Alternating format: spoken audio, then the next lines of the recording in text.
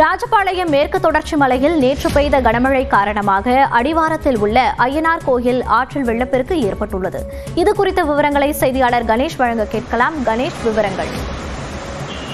மோனிஷா, விருதுநகர் மாவட்டம் ராஜபாளையத்தில் கடந்த 24 மணி நேரத்தில் அதிகபட்சமாக 17 சென்டிமீட்டர் மழை என்பது பதிவாகி இருக்கிறது.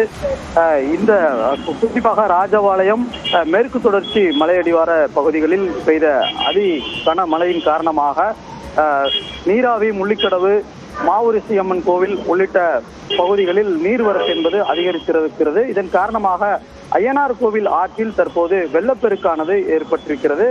இந்த வெள்ளப்பெருக்கின் காரணமாக அந்த பகுதியில் இருக்கக்கூடிய நீர்நிலைகளுக்கு அந்த தண்ணீரானது நேரடியாக மூலமாக தண்ணீர் அந்த பகுதியில் இருக்கக்கூடிய அணைகள் முழுவதுமாக நிரம்புவதற்கான வாய்ப்புள்ளதாகவே அப்பகுதியைச் சேர்ந்த விவசாயிகளும் அதே போல ராஜபாளையம் வரக்கூடிய தண்ணீர் அந்த அணை பகுதியில் இருந்துதான் தண்ணீர் என்பது கொண்டு வரப்படுகிறது. எனவே நீர்வரத்து அந்த அணைப்பகுதியில் அதிகரித்து வருவதன் காரணமாக நீர் ஆதாரத்திற்கு ஒரு முக்கிய பயனுள்ளதாக இருக்கும் என விவசாயிகளும் சரி பொதுமக்களும் மகிழ்ச்சி அடைந்திருக்கிறார்கள்.